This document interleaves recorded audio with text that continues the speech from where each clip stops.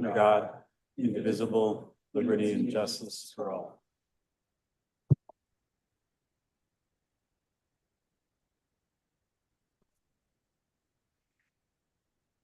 Thank you. Now we will have public participation, and I'll just read our guidelines. Welcome to the Board of Education regular meeting. Regular meetings are a time for the board to conduct its business.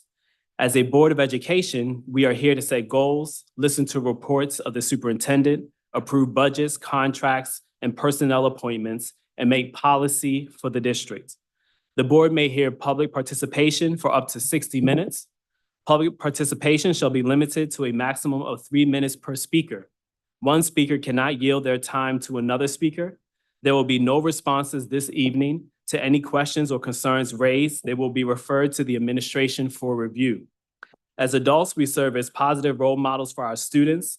Please be respectful of people. We ask speakers to not make defamatory comments or use abusive or vulgar language. Thank you and welcome to our meeting. Dr. White, are we ready for public participation? Okay.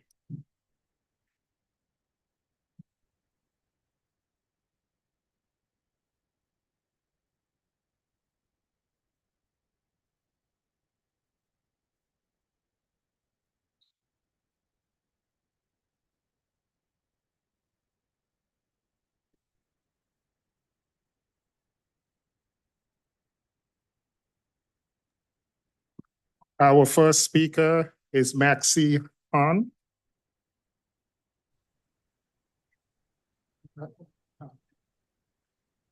Oh, hello, can you hear me? Good evening, everyone. Happy early Valentine's Day. I am Nancy Han, a junior at Wilbercross High School and the chair of New Haven Climate Movement's Climate Education Committee. Thank you for the opportunity to speak tonight. First, I'd like to draw attention to the heart banners our student leaders are holding over here. Over the past week, we brought these banners to 8 different high schools in the New Haven area, and we've encouraged fellow students to sign their names on them in support of hiring climate staff. We've also asked them to respond to the following prompt on the banners. What is one climate impact that breaks your heart? The very fact that these hearts are filled with writing is extremely heartbreaking. Isn't it tragic that we've been able to fill 8 entire banners worth of anxiety and heartbreak about our futures simply by walking through hallways, cafeterias, and classrooms with a Sharpie? Nearly every high schooler I've talked to could list multiple existential threats they fear from climate change. I will leave it to some other NHCM testifiers to share with you some quotes from these banners. We will also be ripping these hearts after the testimonies to highlight our heartache. For now, I'd like to talk a bit about my own climate change-induced heartbreak. What shatters my heart is that New Haven, a coastal community struggling with high poverty rates, underfunding from the state, and a dearth of resources, will only struggle more as climate change tightens its grip on our community. According to a recent NHCM Youth State of the Climate report, our city has accumulated a staggering $4 billion in climate debt. But what will that number mean to the students and families you serve? It means that students living on the waterfront, including NHCM member Jack Brindley, who is over there, will see their homes routinely flooded. They'll have to face the dilemma of either wading through knee-deep water just to get to the bus stop or missing school. It means that for students in New Hallville, where trees are scarce and asphalt parking lots dominate, heat waves will become the norm in the warmer months, siphoning their energy away from academic and extracurricular activities. It means that for the 1 in 4 NHPS families that are already struggling to put food on the table, weather and climate shocks are expected to increase food prices and exacerbate food insecurity. Without decisive climate action, the students you serve will suffer immeasurable heartbreak. All we ask you to do is to fund and hire 3 climate staff members to help our school district contribute its part in the fight against climate change. Think about what climate change means for your students.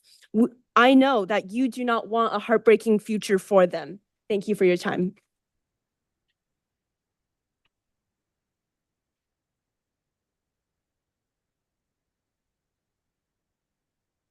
Our next speaker, Banati.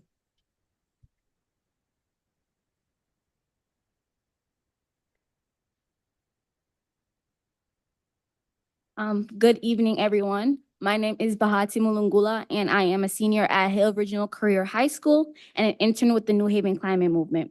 Valentine's Day is a day of love, and I love New Haven with all of my heart. But love isn't just about celebrating what brings us joy. It's also about protecting what we cherish. Right now, my heart is breaking for New Haven. I see the place that shaped me, the Green where I run to catch the bus, East Rock Park where family gather, and the school that gives so many young people hope for their future. But I also see something else. I see the floodwaters rising in City Point. I see Fairhaven where polluted air makes it harder for kids to breathe. I see New Hallville where a lack of tree cover turns summer heat waves into something dangerous. These threats are not just coming, they're already here. The data is clear. New Haven's perception risk is extreme. Heat waves are becoming longer and deadlier. Nearly a third of our city buildings face high flooding risk, and our schools, they're definitely not immune.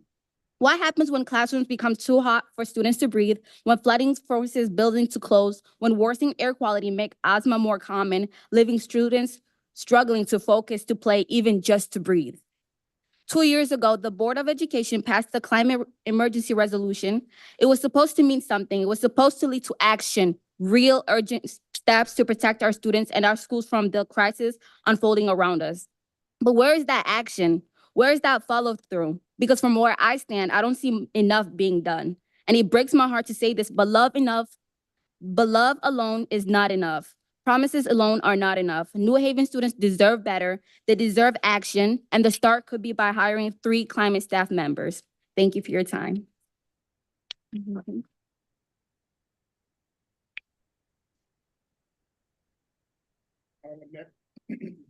Our next speaker, Maya Harper Levy. Okay, yes, hello. My name is Maya Harpaz Levy. I'm a junior at Wilbercross High School and a member of New Haven Climate Movement.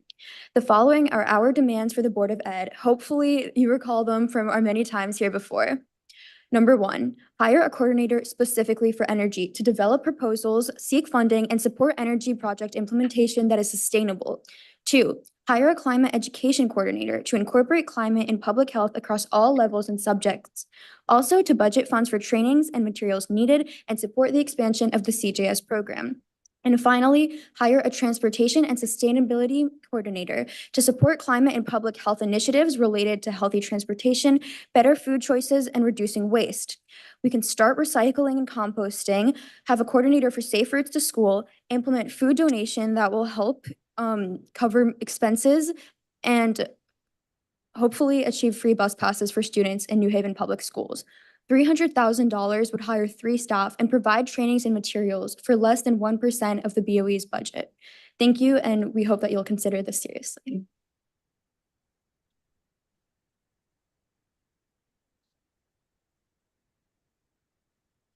Our next speaker, Emiliana Torres.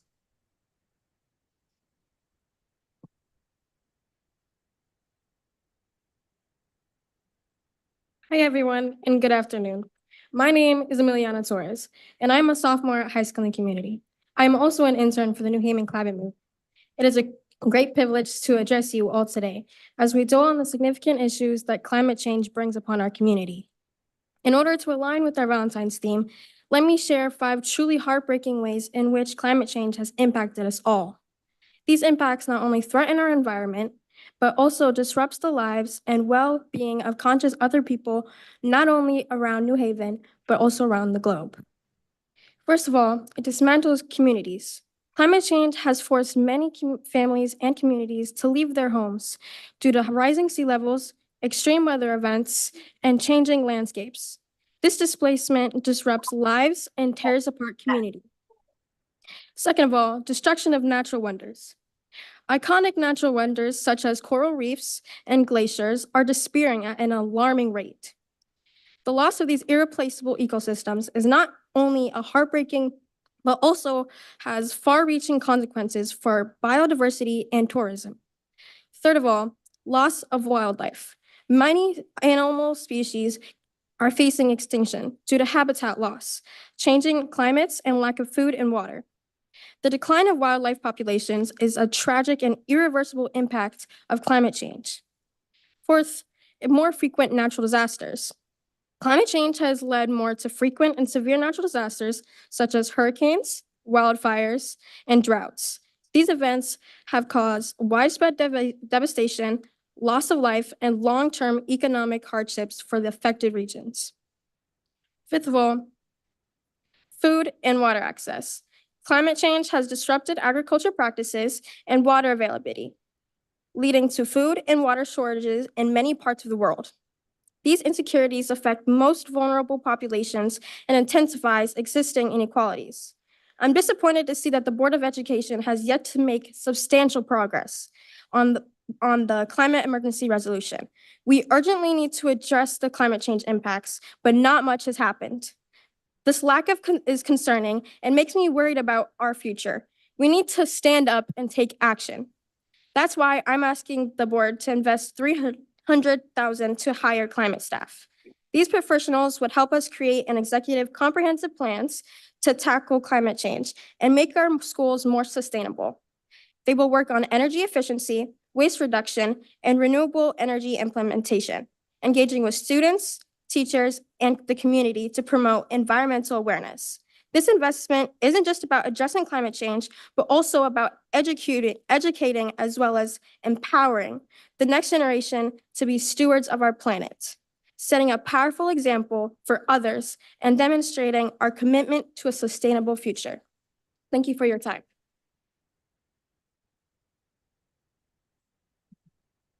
Our next speaker, Alicia Aquino.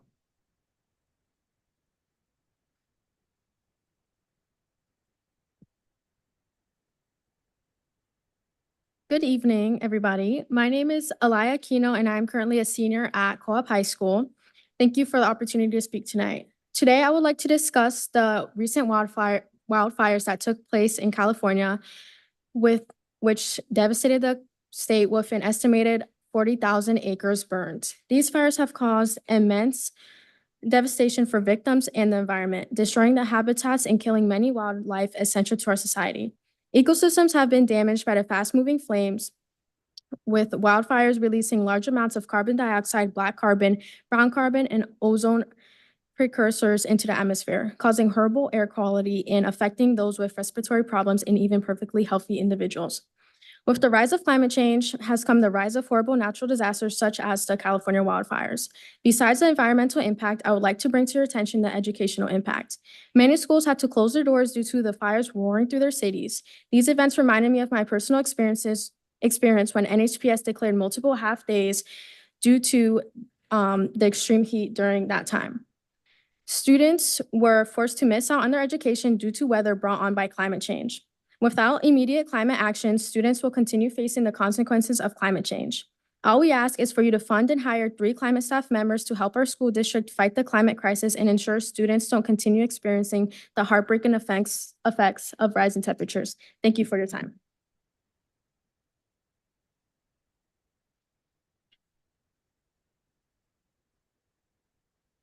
Our next speaker, Jack Lindley.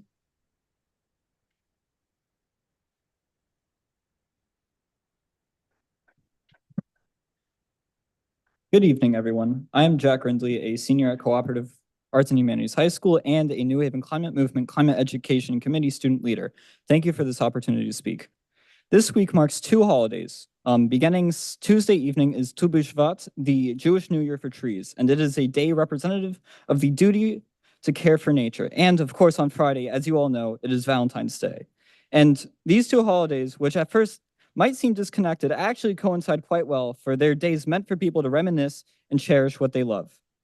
I feel very sentimental testifying at John C. Daniels. I graduated from here in 2021 after being there from pre-K 3 to 8th grade. And as this is a time to reminisce about what we love and cherish, I will reminisce about the part of school I've always loved the most, summer break. I love playing basketball in the street, going to skate parks, and of course, sitting at home playing video games. However, over the years, I've seen our summers get hotter and hotter. Every year for the past 10 years consecutively has been the hottest year on record. This heat is already unbearable and it is only going to get worse. According to a 2020 analysis from the U.S. Energy Information Administration, 1 in 3 Connecticut homes have central air conditioning. And this figure might be even lower in New Haven. New Haven has old buildings and many working families that struggle to pay the additional fees to our already highly expensive energy costs. It simply breaks my heart that in the coming years, there are going to be kids who cannot enjoy their summer vacation without a genuine worry for their health. It breaks my heart that there are going to be kids who cannot enjoy their summer break the same way that I could when I was young. And though the state hasn't officially recorded a heat-related death over the past 2 years, one recent study from the Yale School of Public Health suggests that dozens of people in Connecticut die each year due to heat. Right now, we need to cherish our environment. We need to love it. We need to love the snow outside because maybe in a few years, we will not see a snowy winter. And the best the district can do right now is to fund and hire 3 climate staff members to help our school district contribute its part in the fight against climate change and its preparation to nurture students for the years to come. Thank you for your time. Our next speaker, Molly Powers.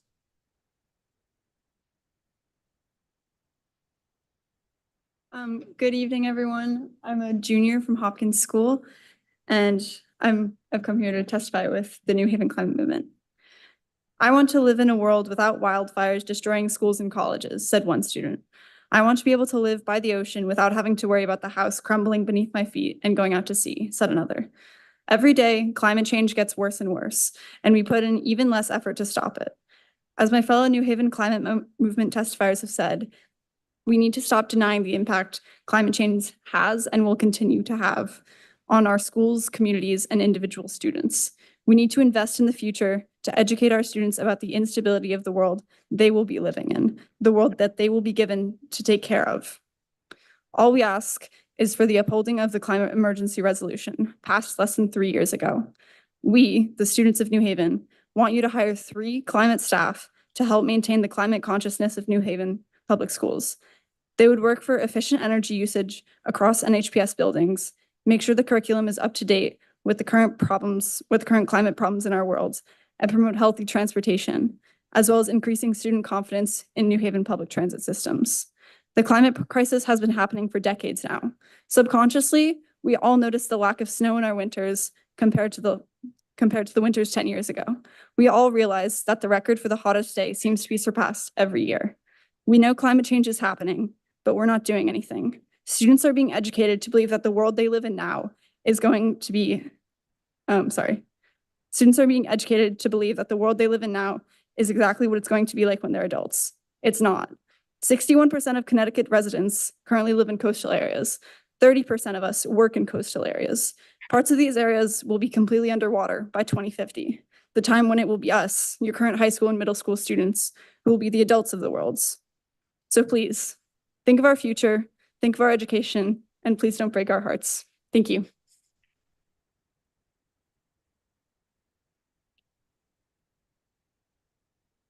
Our next speaker, Adrian Huck.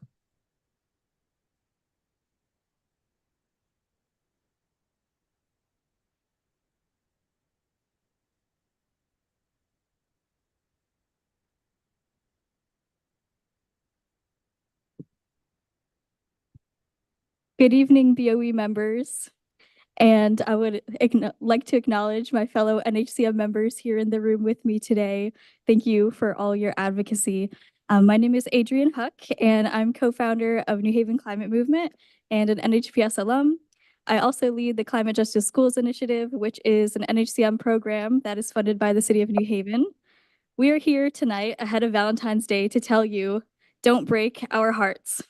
NHCM centers the voices of a diverse range of local youth, predominantly of high school and college-age activists, and we're here collectively to reaffirm that the climate crisis is a threat to young people today, as well as to future generations who will inherit a world of climate disaster. Climate impacts like sea level rise, hotter temperatures, and extreme weather events will seriously impact the lives of the most vulnerable, which includes children. Our ability to avert this dystopian future will heavily depend on what governments and institutions do today to avert this crisis. Boards of education have a unique responsibility in taking action, given your role in serving a population of primarily children and families. Overall, the K-12 education sector is uniquely positioned in society to catalyze increased awareness, public support, workforce development, and shifts in mindset. As the second largest form of public infrastructure after roads and highways, our K-12 schools offer a sizable opportunity within the public sector to reduce greenhouse gas emissions. Schools can also play a critical role in enhancing the resilience of our communities in extreme weather events, and of course, with educating our future leaders. We have reached nearly 2.5 years since the passage of the NHBOE Climate Emergency Resolution. That's 2.5 years of us waiting for bold action and pushing for the points of that resolution to be fulfilled. This budget season, we are asking you to invest in 3 climate staff roles. As my former members have mentioned, we're looking for a specific investment or allocation of $400,000 to go towards an energy coordinator, climate education coordinator, and a transportation and sustainability coordinator. These staff would enhance our curriculum, ensure energy efficient operations, promote healthy transportation, work on fleet electrification, and enact waste reduction initiatives in NHPS. Despite the initial investment, initiatives such as these will reduce long-term expenses and contribute to climate action. So thank you to all our high school students who have collected signatures and comments from their classmates telling us about what students feel about climate change and their concerns for the future. So we ask that you invest now for fiscal year 25-26 so New Haven can mitigate a heartbreaking future. So please, BOE members, have a heart. Thank you for your time.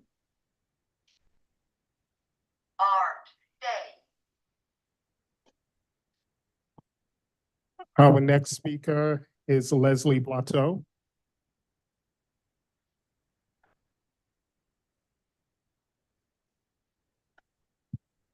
Good evening, everyone. My name is Leslie Blateau. I'm a teacher and parent in New Haven and president of New Haven Federation of Teachers. I think folks who are here tonight who come to these meetings regularly know that my approach is one rooted in collaboration. From my time in the classroom, I like to bring a strengths-based approach to the work. Right now, after the last 2 Mondays in New Haven Public Schools, I'm struggling to find the positives and struggling to work with a strengths-based approach right now. When employees of New Haven Public Schools are suspected of neglect, there is a referral made to the Department of Children and Families, and oftentimes those employees are put on a paid administrative leave while the investigation happens. What we are looking at right now with the past 2 Mondays and the state of our facilities and our schools is neglect. For the past 2 Mondays in a row, staff, students, employees, families have showed up to our school buildings with icy lots, snow-covered walkways, 50-degree classrooms, no hot water, and lack of paper products in our buildings. We gave you a pass last Monday. We were really hoping today would be better. People could not access their schools in some locations in the city. Our union is very concerned about the health and safety of the New Haven Public Schools community because we can't teach if we're injured or sick, and our students can't learn and attend school if they're injured or sick. So with that in mind, we filed an OSHA complaint specific to 2 of our biggest high schools where we're concerned about the health and safety of the people who spend the majority of their time there. February 10th was supposed to be the deadline where New Haven posted to all employees an update on that OSHA complaint. I'm an employee of New Haven Public Schools. I've not seen that update. We're inspired by the leadership of the New Haven climate movement. They remind us that given the climate crisis, our facilities are not in the situation that is going to be needed to make sure that we are breathing clean air and that we are cool enough or hot enough during extreme temperatures. And when I think about the work that we did on Portrait of a Graduate, this is a portrait of a graduate right here. These young people are demonstrating the skills that we know are needed for graduates of New Haven Public Schools. So here's the reality. We want to collaborate. We want to engage in organizing and advocacy at the state level for funding for New Haven because we know that is needed. In fact, NHFT members are going to be advocating at special ed listening tour meetings this week in Bridgeport and in Hartford to get the funding that we know our schools and students need. But we need reassurance from you all that that money is going to be spent well, that our students and staff and our schools will be prioritized. We need to repair our schools. We need to settle the contracts with 217 and the paras. We need to bring back work in-house. I recognize my time is up. I will wrap up. The contracts that aren't working for New Haven need to be ended. And we ultimately need to meet the demands of the youth of the climate movement, because really the work that we're doing in our schools, if we can't access our buildings safely, if we can't be safe in our buildings, what else matters here? We're looking to your leadership and to continue collaboration to address these concerns. Thank you.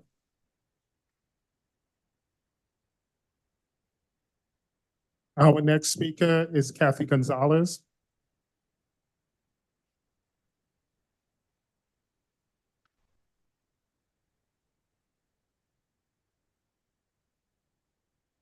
Hi, everyone. Thank you for the opportunity to speak tonight. My name is Kathy Gonzalez. I am a New Haven resident, I am a teacher, and I am a mother of 3. I'm going to start by reading aloud one of New Haven Public Schools' core values. We believe equitable opportunities are essential for students to succeed in college, career, and life. I'm going to share about my family's experience at Nathan Hale School. I have a 3rd grader and I have a 2nd grader. As I share, I hope that you're able to recognize and reflect on the gross inequities between 2 2nd grade classrooms at Nathan Hale. Days before the school year began, parents received an email letting them know that there was no 2nd grade teacher. Their teacher was to be determined. For the month of September, we had building subs, we had paras, we had other teachers filling in the classroom, and the kids considered it chaos. They talked about how excited they were that they got 3 recesses in a day, that they got to watch TV shows, that they got to watch movies. What they didn't understand is that they weren't actually learning during the month of September. Finally, towards the end of the month, we had a consistent substitute. And when we met with that consistent substitute during Meet the Parent Night, it was indicated by school staff that our kids were behind, that class was behind the other 2nd grade class. That consistent substitute ended up being our classroom teacher from October through January. Now she's gone again. We're not sure when she'll be back. We're not sure if she will be back. But for the past 2 weeks, our kids have had substitutes again and again and again. And come the second marking period and report cards and data being shared with parents, come to find out the majority of the students in that class are not showing growth, or they're showing inadequate growth, and some are even regressing. Kids themselves are reported as being unhappy, unsupported, and they're feeling unsafe. So building admin has a plan for a certified teacher to be with kids once a day for their math block, but they're still behind. Okay, they'll get a math block with a certified teacher every day, but how are they going to catch up? What about literacy? Board of Ed, please help me understand, how can we bring those students where they need to be without a certified teacher? We need someone for these kids. Thank you.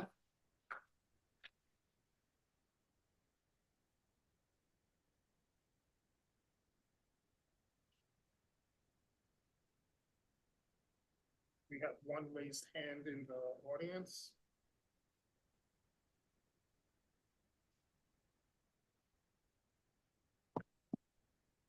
Kenyelle McLaren, you may speak. Good afternoon, everyone. My name is Kenyelle McLennan, a parent also of Nathan Hale Elementary School. And to echo Kathy Gonzalez's concerns, truly, I'm really surprised in regards to how the lack of vacancies that are filled in the beginning of the year have trickled down to the point where it is now on the students and reflective of their poor test taking, their teaching and learning or lack thereof. And now on the teachers, or I should say on the parents, to really voice their concerns come now second marking period. It's come to my concern that this was an issue at an administrative level from the Board of Education. And because of the delay in finding a teacher, it has come to this point where now it is parents really advocating for their children at a grassroots level. We have spoken to administrators of the school and understanding that their hands are somewhat tied with, you know, I don't know if it's a teacher bargaining or union specific topics of which, you know, I'm not privy to get into. But at the end of the day, Kathy raised the concerns about how do we have our kids catch up? Never mind to be prepared for all these test taken metrics that time and time again prove to show that our kids are not up to par, but yet these scores are being reflective of your kids are not doing well. So I have some grave concerns as to is Nathan Hale, our Nathan Hale administrators supported, number one, and now with the situation, you know, placed in their lap, what resources do they have to make sure our kids do not fail? It is second marking period has finished. We're now into the third marking period. And the concerns that I have and come to find out some of the administrative issues to be addressed is really shocking. So I'm hoping that there's a lot of support to provide to these schools. I know there's 100 and some odd vacancies for the entire system. I understand that. But when it comes to the level of the student and seeing that students are not passing, and I can speak for my daughter herself, having 3 other children, not experiencing that and flourishing and doing well, it is really lacking for the students. So I really hope that the Board of Education, I know there are many schools in New Haven, but I can only speak to Nathan Hale, that increased visibility, support for these particular issues, and support for the principal and the vice principal there, and ultimately for the parents are provided to correct this issue, but also to get these kids up to par so they do not fail. Thank you.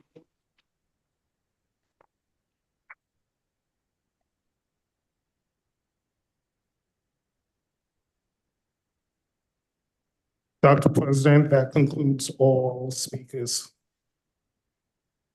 Thank you very much, and thank you, everyone. Next on our agenda are the action items. Before we get into the action items, I just want to announce that our next meeting is scheduled for this location, but due to a student event at this time, that meeting will be fully remote. Our regular Board of Ed meeting will be fully remote in order to support the existing programming of students at this location. Next on our agenda, I seek the approval of the minutes of January 27th, 2025. So moved. Thank you. Is there a second? Second.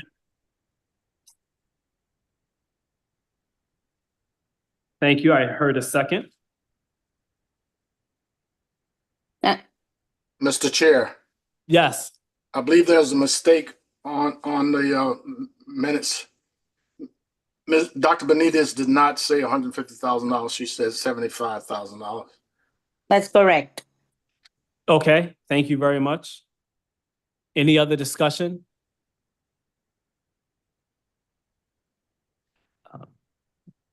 So do we amend the minutes or we just approve the minutes with the modification? The amendment. Okay. You can approve with modifications. Sorry. Okay. We can approve. Mr. Chair, Mr. Yes. Chair, I motion that we approve the meetings with the modification that will correct the error made when the minutes stated that Dr. Benitez said $150,000, she said $75,000. I second. All right, thank you. We have 2 motions, 2 seconds. Okay, so we're going to vote on approving the minutes with the correction of Dr. Benitez saying $75,000. Dr. Joyner, how do you vote? Yes. Dr. Benitez? Yes. Ms. Downer? Yes. Mr. Wilcox? Yes. Ms. Rivera? Yes. Ms. Cologne, Yes. Mr. Musser, Yes. Mayor Elicker, Yes. and I'm a yes as well. The minutes are passed with that adjustment.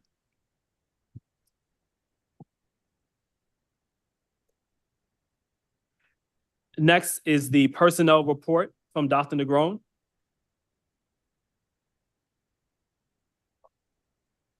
Good evening, thank you. Before I present the personnel report for approval, I do want to highlight that there are 2 retirements on that report. So I want to acknowledge John Aquavita, a developmental reading teacher who will be retiring on June 30th.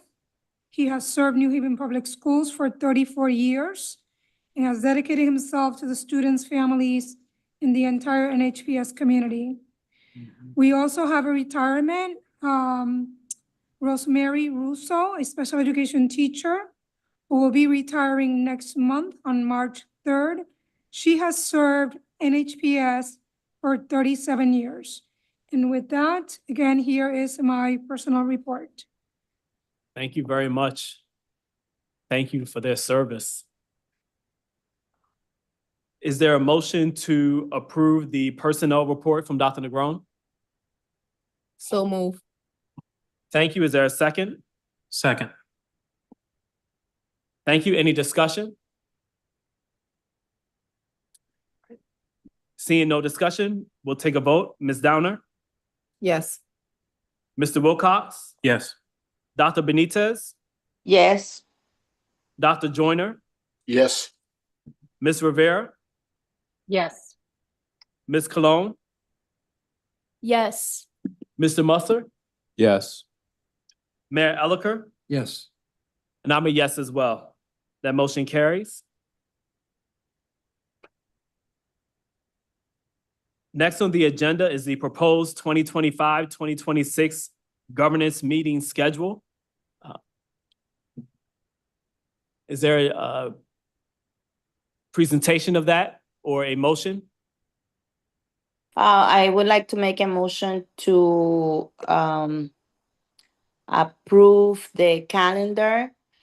We had to make an adjustment due to the support that we can garnish for these meetings. Thank you. Is there a second? Second.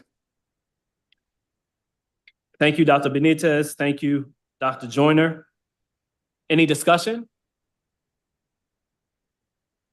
Seeing no discussion, Dr. Joyner, Yes. Dr. Benitez, Yes. Ms. Downer, Yes. Ms. Rivera, Yes. Mr. Wilcox, Yes. Ms. Cologne, Yes. Mr. Musser, Yes. Mayor Elicker, Yes. and I'm a yes as well. That motion carries. Also not on the agenda, we said at the last meeting that we would vote on the second school for this year to hold our Board of Ed meetings. That school and other schools are still being evaluated. So when that evaluation is complete, we will present a motion for the next school. Next is the Finance and Operations Committee. Mr. Wilcox?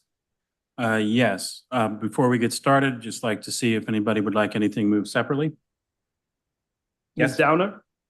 9.1, the change order. Okay. All right, thank you. I also need to have 2 items moved separately because I need to recuse myself on them.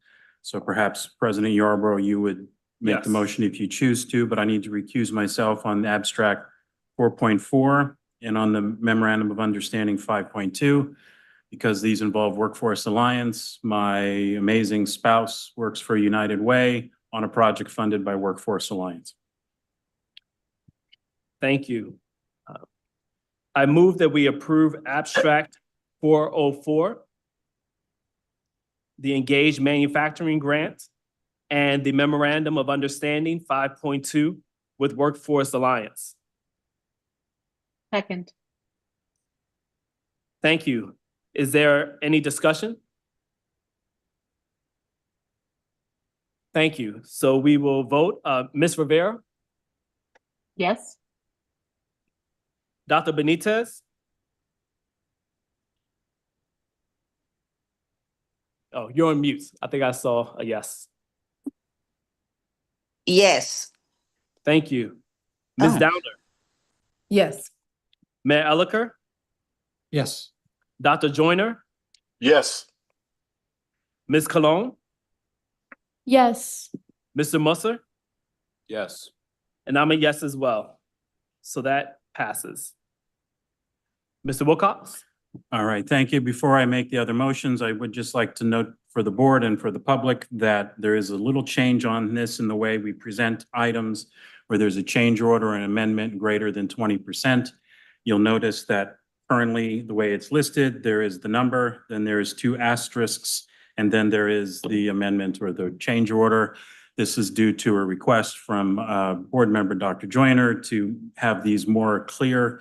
Ms. DeMayo has looked into it, and we have limited options in terms of formatting, like making things bold or highlighted, but this is an attempt to just make them stand out a little bit more.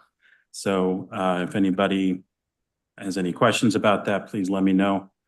But so we did make that change, and we'll be doing that moving forward.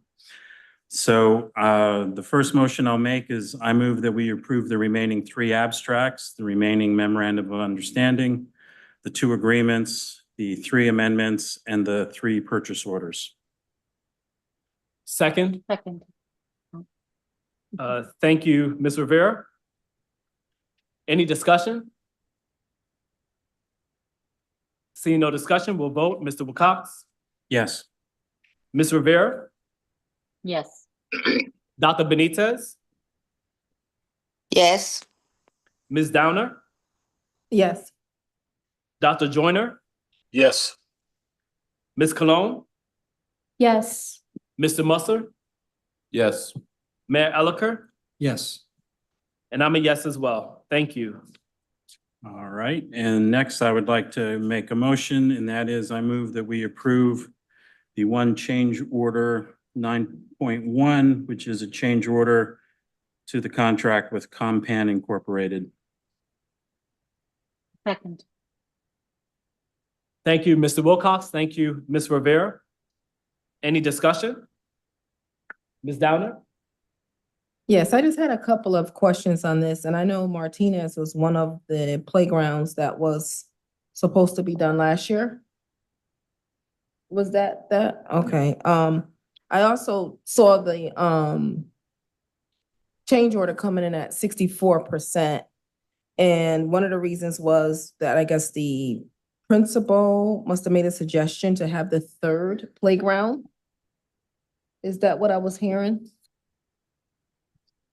So my understanding based on the testimony in the memorandum is that since they originally put this through, they've had a change in the location after working further with the building staff to not have the playground in the courtyard area, but to move it to an outside area. And then they also increased the scope in terms of the required demolition and increasing the amount of equipment that'll be installed. So just changing the location and increasing the equipment, was that based off of a recommendation from the principal of the school? My understanding is yes, working along with the Head Start department, because this is Head Start funding.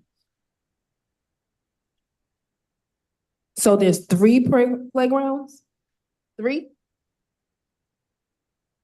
I don't believe there's 3 playgrounds. There's a play area, I think, in the courtyard, but in a playground outside. I haven't examined the playgrounds at this school. Perhaps somebody from facilities or the district could. So one of the things that really stuck out to me was that a contract was written previously and it was approved. And I was wondering, was the demolition included in that first original contract? My understanding is that the demolition was not included in that original one. That's why that was part of the need for the change. Because it wasn't part of the scope. Okay, so the other thing that stuck out too was that, you know, I've spoken to a lot of principals in the school system and they would love to have a lot of things. And if we're making decisions on recommendations, then that should go across the board.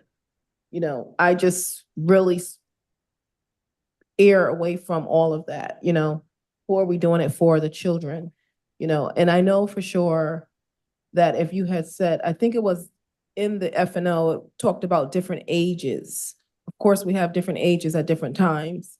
But I just was wondering when that come into play for recommendations, because what does that say to other principals that have made recommendations for their schools and their recommendation was not met? So I just want to make sure that we're across the board when we make these type of decisions, that why we're making them. If you said something to the fact of having more of a sped playground, then that might be a little different than what we currently have. But I'm pretty sure that there was an error made where the demolition was not there. And it should have been there, because demolition is demolition. It depends on how you're taking it down. It should have been there. So that was an error back then. But I just had those questions. I thought 64% was a lot, way past the school, considering the fact that here we are with a new vendor, a new contractor. So obviously the last vendors couldn't deliver. And again, this is what we're faced with, the extra charges and the delays and everything else. So I'm done. But we end up paying for it in the end, which is not right.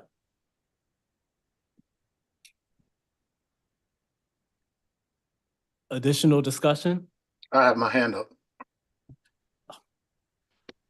Couldn't see it because of the curtain. I- Thank you. I Dr. understand. Joyner? Yes, I have a number of questions, and I think we should table this one. One, what benefit is secured with the change in location of the actual playground equipment? And if there is a benefit, why wasn't that a part of the original bid? And I think that's a question you have to ask the people that are on the ground, that are talking to these vendors. This is not an attack on anybody, but I just think it's a real problem when you have someone bid for something to be installed one place, and then all of a sudden you realize that it probably should be installed in another place. So that means that it looks like there wasn't a thorough assessment there. And so what benefit is secured with the change in location? The other question I have, among others, is that was the demolition put out to bid? Because in effect, what you've done is you've chosen a vendor, and then you identify another need, and you don't put that out to bid again. You say, okay, we'll just pay this guy a 64% increase for the demolition. So the question is, was the demolition put out to bid? And would that have made sense? Because I don't want to say anything that doesn't make sense. And then the third issue is, had we not incurred this 64% increase, could we have used that money for other areas of need within Head Start? Because if you think about it, when you have an increase like this, and you go from a round off $250,000 award to a $407,000 award, that's a big increase in monies, and $158,000 is a lot of money, and we have a lot of needs. So could that money be, that savings, could that have been diverted to other areas? And if we had a separate demolition from installation bid, could we have saved money? And maybe finally, why are we moving it in the first place? When I guess a lot of testimony, insight, and what have you went into saying we're going to have it in this place, and then we look up and it's someplace else. I really don't think we should vote on this tonight. I think we need more information from the powers that be so that we can make a good decision. Because I mean, I just can't see how anybody could start out with a bid that goes from 250 grand to 400,000 plus. It just doesn't make sense. If you were doing this in your house, would you automatically, kind of stamp this and say, okay? Or would you know when you got a bid to do something around your house where you wanted it? And if you change your mind, you would then understand why the person would give you another price. But if they give you another price, and there are other people that do demolitions that can do it well for less than that, why would you not do that? And then maybe the very last thing is that we're in deep trouble as far as the district is concerned, particularly as it relates to federal funding. And we can't afford to not make it very clear that we are using our best intellect as well as our best ethics to make financial decisions that take into account that we may be in the beginning of the greatest threat to federal aid for public education in our history. And that has a ripple effect on everything. In fact, some of the rich districts, Matt, I sent you a news article that talks about how some of these rich districts that have 4% poverty and less are really having to change their budget because of the loss of Title I funding. And I think I sent it to, I don't know if I sent it to everyone, but these are real issues. And I think we have to help the public understand that we're doing the very best we can. We're using the best information we can marshal at the time so that we can expend monies in the most cost-effective way. And it has the greatest benefit to the children in our school system. I rest my case. Thank you, Dr. Joyner. I also raised some questions during the F&O meeting, but not all of them that you raised and Ms. Downer raised. I did not ask about whether or not demolition could go out to bid in this case. So I didn't ask that question. And I agree it's a lot of money. So two things happen, is my understanding from the testimony in the F&O meeting. One is that demolition was not a part of the original bid. And the other piece is that the principal was not necessarily consulted on the location. So the location of the original playground setting was a courtyard. The principal did not want to destroy the courtyard. And so the idea was not to build a new playground for the same age group, but to replace an existing playground. And so that's what this bid is about, replacing an existing playground and expanding what is offered there. So just to speak on those two fronts, it's not a new playground that's being built, but one that's being demoed and expanded. And I hear the comments that are made. Mr. Wilcox? Thank you. So just to follow up on that, there was testimony, as I recall on this one, that it was conversations with the city purchasing agent, which was the question of whether or not this would go out to bid. So that, I think, was part of the testimony that was there. The question I have for the administration is, are there any negative implications to us tabling this and talking about it again into F&O and bringing it back at the next meeting? I don't believe so. All right. I move we table this item. Second. Any discussion? I think it was a good thing to table Not it. debatable, yeah. Yeah. Oh, non-debatable. Thank you. It's not debatable. Mhm. I still have my training wheels on. All right. No, it's okay. Mr. Wilcox? Yes. Dr. Joyner? Yes. Dr. Benitez? Yes. Ms. Downer? Yes. Ms. Cologne? Yes. Mr. Musser? Yes. Mayor Elicker? Yes. And I'm a yes as well. Ms. Rivera? Yes, as well. Yes. Thank you. Yes as well. Thank you. That is tabled. Mr. Wilcox, is there anything else? That finishes the action items. Thank you very much.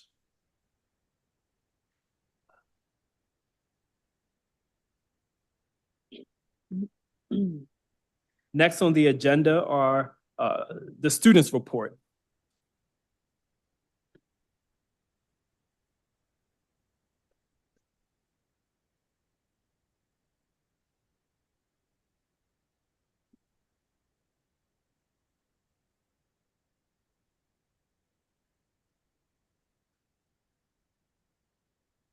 Yeah.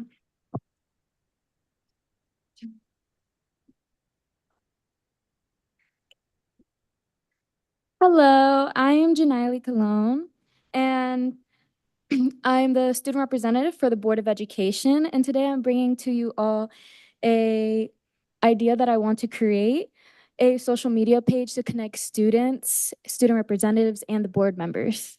Next slide.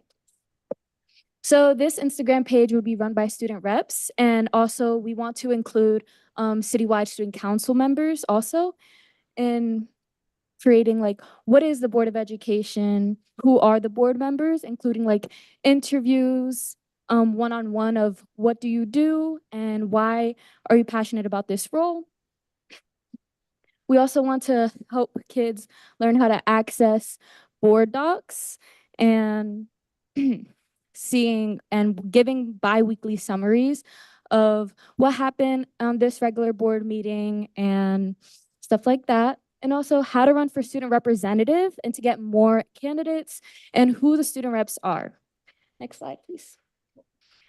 So this is an example of a summary. We have, this was an example of January 27th. And so we have the date nice and big so people know.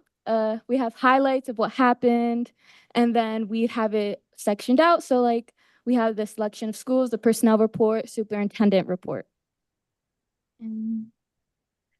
Next slide. Thank you.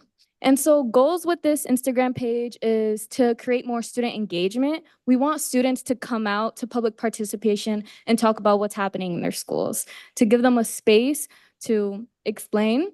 We also want more candidates for student representative and what comes with this role. What can you do and how to run for office. We also want to support the student liaison role that is in the process of creation.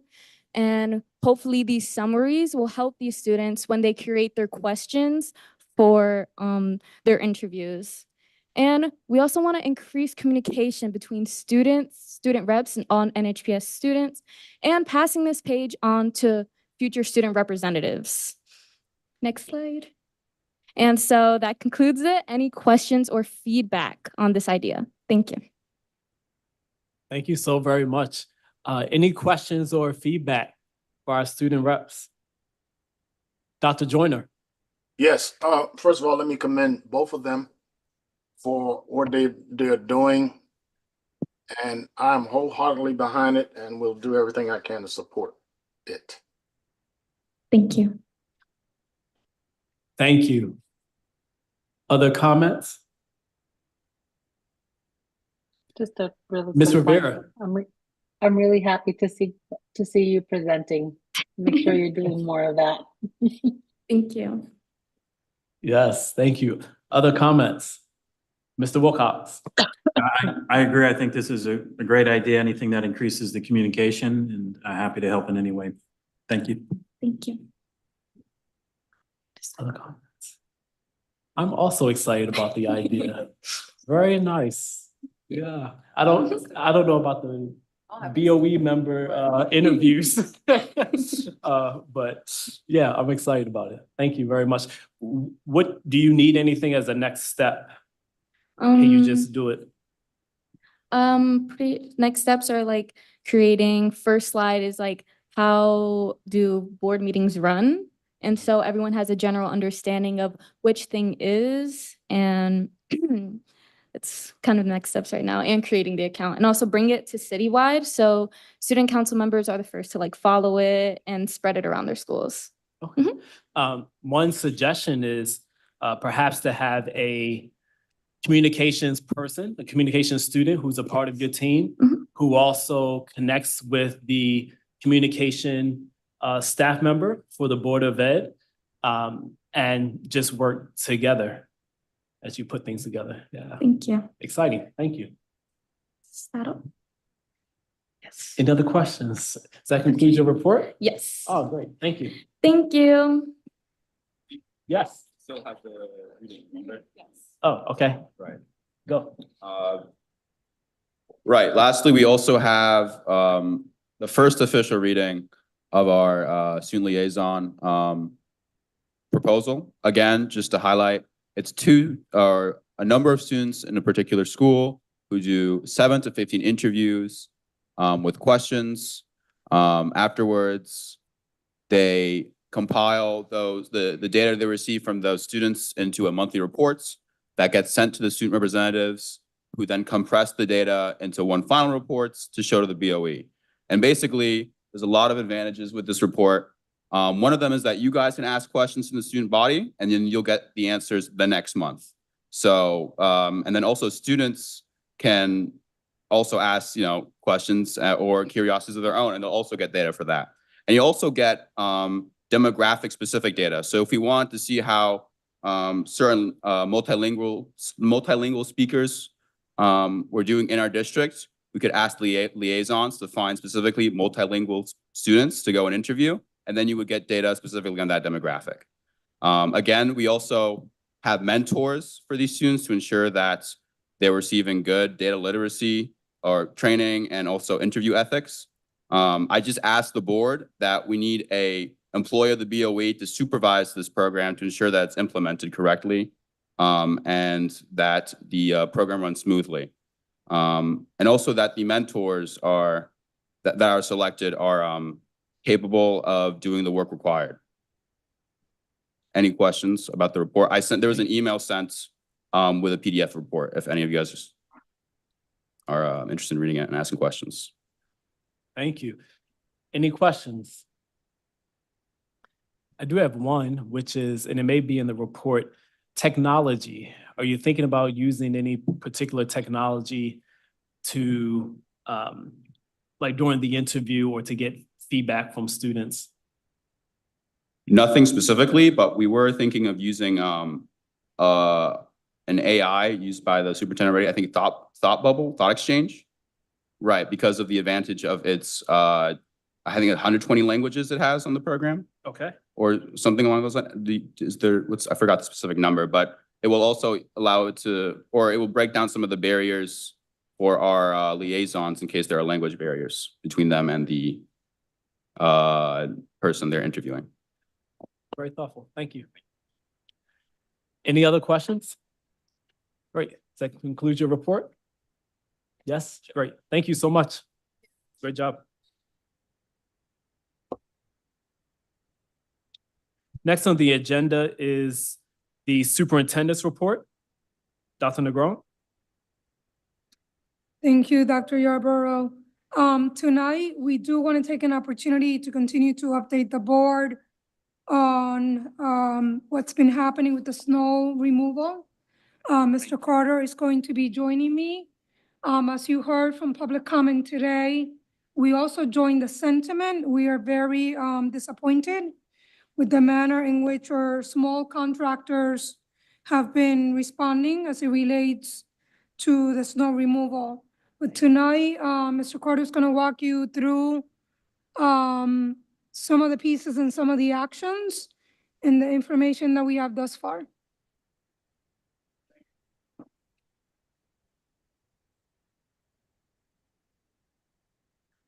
Thank you, Dr. Negron.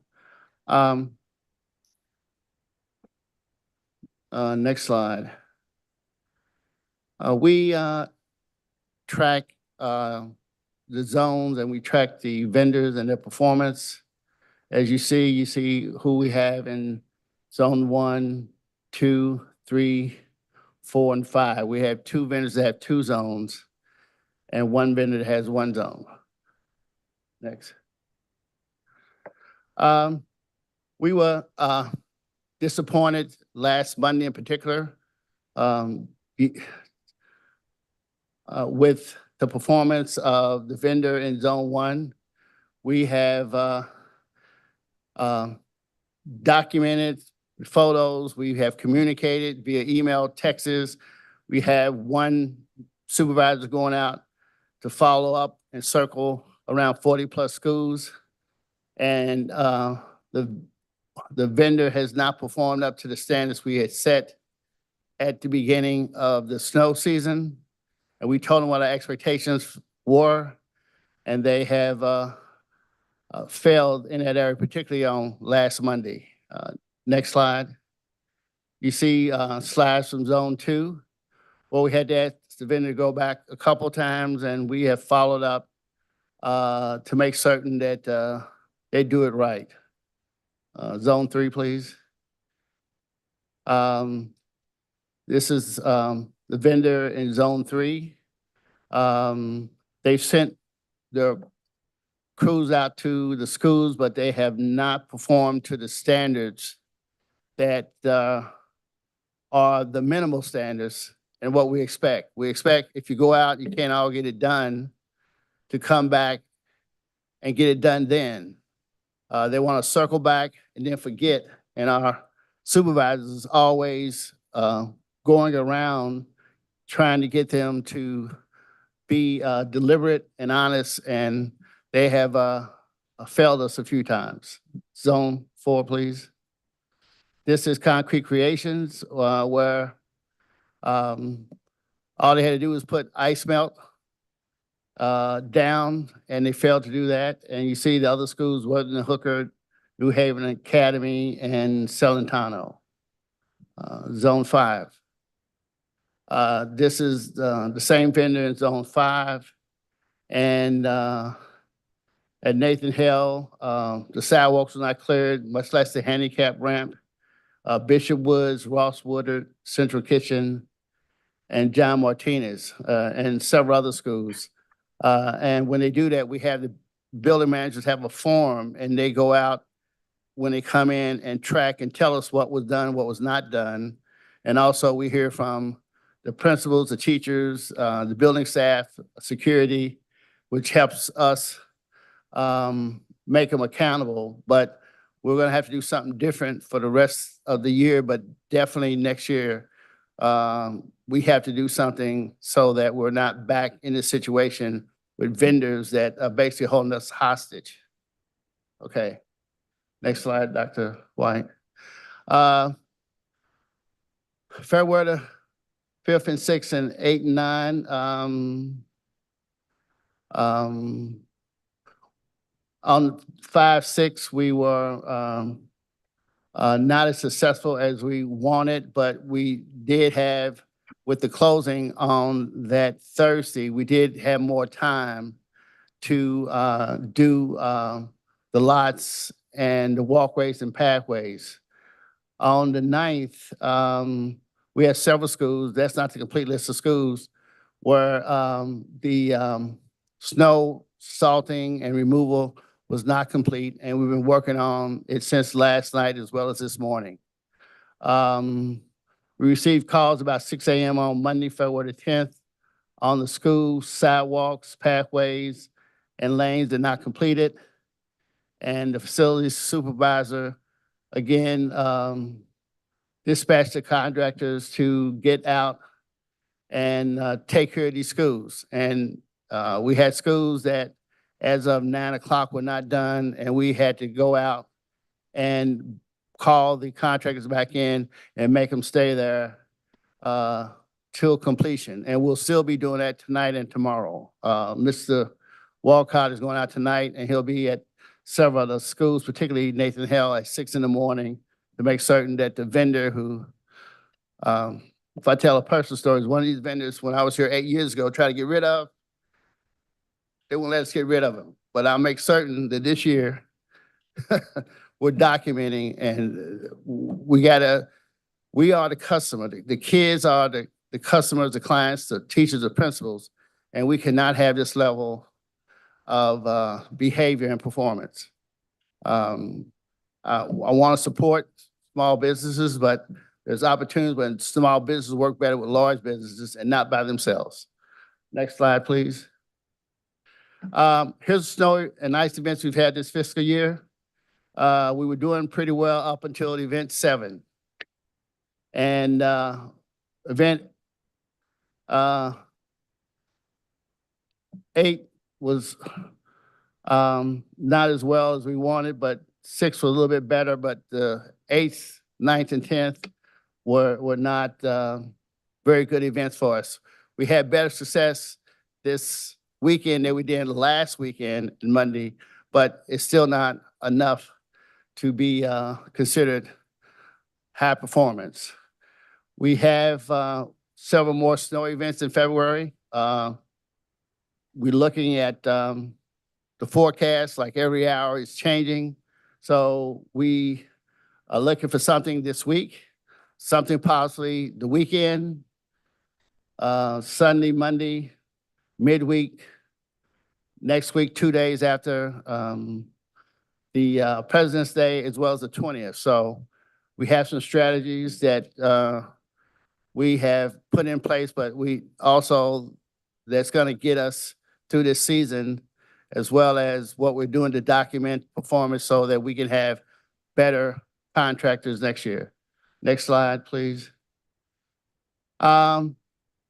This weekend was busy. We had the race over Wilbercross. I'd like to thank Chief Reddish for having his security staff there, Ms. Hopkins for the custodial staff. We cleaned the lots at Wilbercross. Parks took care of the athletic parking lots, but also we cleared Fame for the overflow lot. We also treated the 15 schools that uses lots for parking during snow events. And we were holding calls, and Dr. White can testify like every few hours, not only with facilities, but also operations, and Miles Walcott was in touch with the vendors constantly following up. So next slide, Dr. White. Recommendations, short term, continue to monitor and manage the contractors and document performance, which we've been doing. There are pluses and minuses. Trying to get another contractor or two in here on short notice would be exorbitant. And we don't want our contractors walking away. So we're going to have to manage them real tight.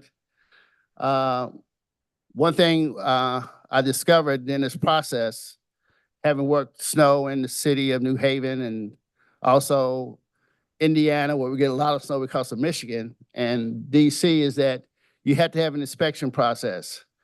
The way this was set up, I wouldn't set it up that way, but we only had one supervisor for 44 plus facilities, and that's unacceptable.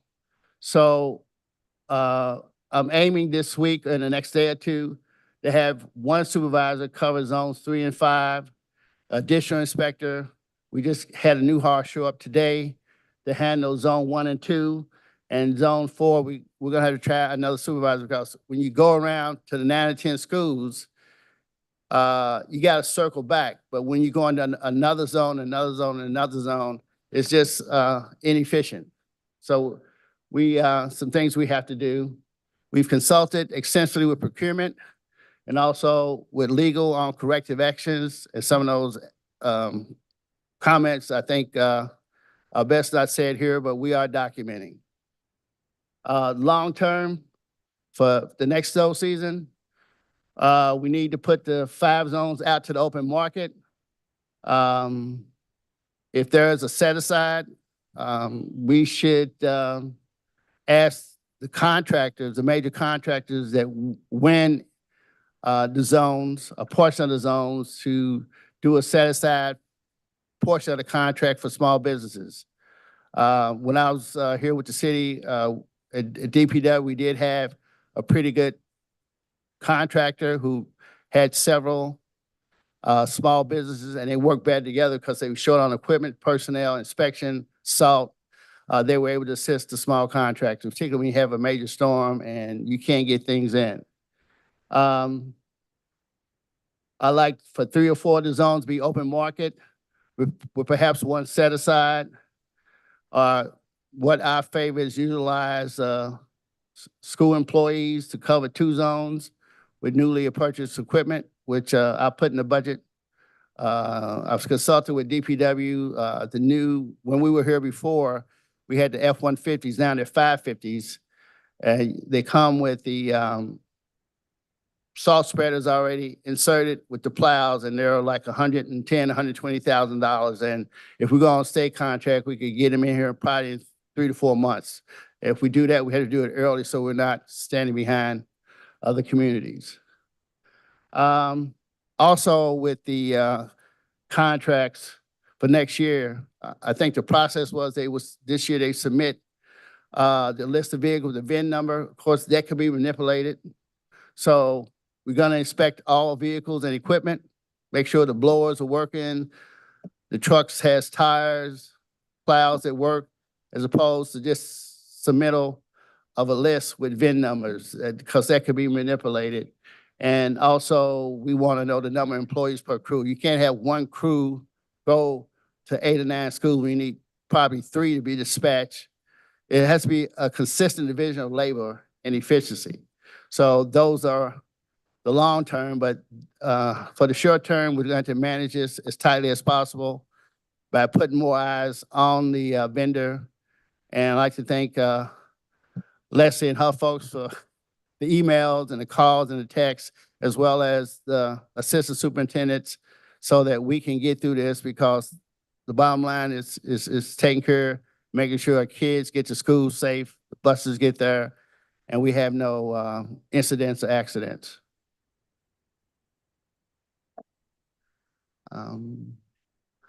That's it. Any questions? Thank you very much, Mr. Carter. Questions or comments? Dr. Joyner, is your hand raised? Yes, it is. Thank you. First of all, let me thank Mr. Carter for his phenomenal work. And we talked about portrait of a student. He's a living example of portrait of a leader, because he certainly served this city well when he was with us, and he's serving us well now.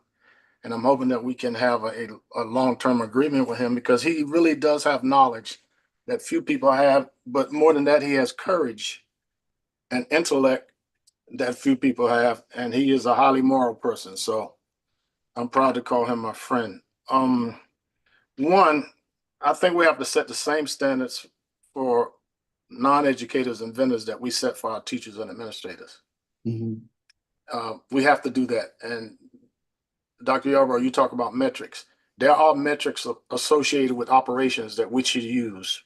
And we should use those, and we should have documents that that will show us whether to what extent that people carry out the fullness of their contracts.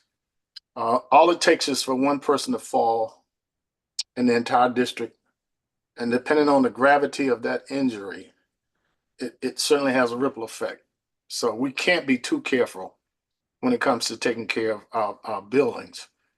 Clearly, we had never had a report like this, and I'm not going to go back there and stay too long, but we have never had the kind of monitoring and oversight that we are proposing now. Even though I'll have to say that Will Clark did a great job, but he was just one person. Yeah. When he caught you, he got you, but you know, you have to have more people looking. We have to have clearly defined metrics that will help us evaluate the performance of people that work for us, not just the people that clean up the snow, but people that do anything for us. And again, I cannot say this stronger. We have to have a contract that protects our district staff and students from people taking advantage of us. If you look at some of these contractors, they've been working for us for a long time, but this is the first time. And you have to thank Andrea Downell for this, because she started taking pictures, and not only pictures, but sound, sights, and everything else.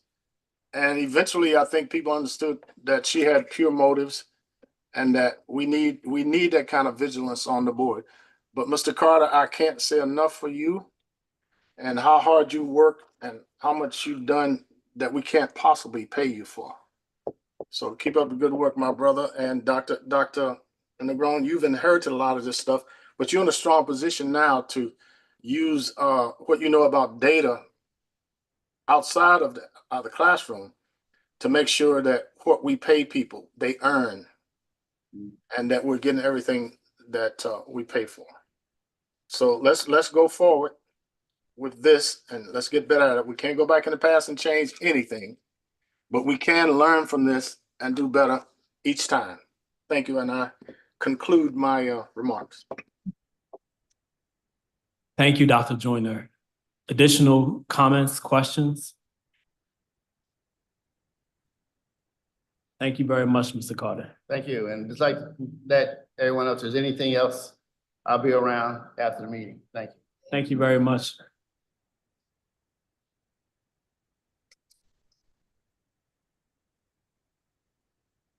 Dr. Negron, It does conclude my update. thank you very much. Next on the agenda is the President's Report. The report is that the committees are remaining as they are right now. I'm still learning about the committees. I want to visit the committees that I've not been a part of, and some of them meet just once a month, and I missed last month, so I'm going to go to the committee meeting next week. So the report right now is for us to hold tight and to continue to serve the district. Any questions or comments? Thank you. Next, teaching and learning report, Dr. Joyner. No report. Thank you. Facilities naming committee report, Dr. Joyner. No report. You're gonna be Thank hearing you. something next week. We're gonna be on the website. Thank you. Head Start report, Mr. Wilcox. Yes, thank you. For both the Head Start and the citywide school building committee report. There is no report because we haven't met since our last meeting. For Head Start, we meet a week from this Thursday at 5 p.m. And for citywide, we meet this coming Thursday at 4:30 p.m. Thank you very much. Finance and operations report, or any questions or comments, rather? Thank you. Finance and operations, Mr. Wilcox. All right, thank you. In addition to the action items, which we went through each of those, we also had a brief update on the draft FY 25-26 budget, which that is in process still, and we'll get another update this coming meeting.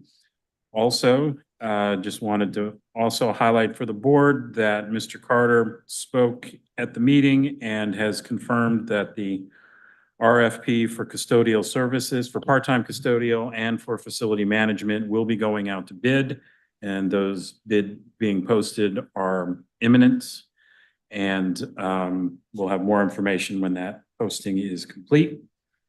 And then there was also some discussion around upcoming financial issues. We were just noting how many of the items on the agenda are funded directly by the federal government or are funded by the federal government as pass-throughs to the state. So there was just a bit of airing of the angst of not knowing where some of these things are going to be going.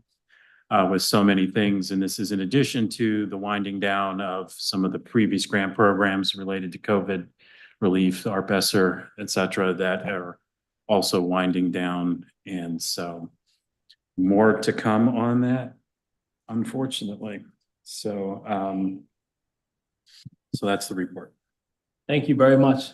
Any questions or comments for F&O? Thank you. Governance report, Dr. Benitez. Good evening. We met last February 6th, last Thursday, and we reviewed the student proposal for a student liaison in each of our schools. We also reviewed a parent involvement proposal that we will be bringing back in the future to the board. But at this moment, we are submitting for first reading the proposal for student liaisons in the buildings, and with the hope that both the administration and the Board of Ed members provide us with effective feedback so that we can support the agency of our students in trying to find more information for all of us from buildings. I do want to clarify the process. The students had already spoken about this at a previous board meeting. They did come to the governance committee meeting where we discussed the proposal. When you have gone to the governance committee, it is not necessary for the person who sends things to the governance to then go on the Board of Ed meeting and discuss the proposal again. It is the governance committee that discusses the proposal. I'm not going to do it because it was already done. But it is the governance committee that discusses the proposal if necessary, if there are any questions. And we submit for first reading. Every member of the Board of Ed has an opportunity to provide us with feedback. I usually give two board meetings before we have a second reading, so that every board member has the opportunity to provide us with feedback. And if we need to table an item to go back to committee, we do that. At this point, we haven't received anything because we're just proposing for first reading. But for the students to know that any other committee would do that, and they've had items that have been tabled and sent back to committee, and we have to go back to the drawing board. So as we receive feedback, we shall get ready for second reading or for going back to the committee. So thank you very much for the students. They have worked really hard on this and spent a long time with the governance committee discussing what is the purpose and how they see this liaison position being utilized in schools for the purpose of improving climate in the buildings. Thank you. Thank you very much. Any questions or comments for governance?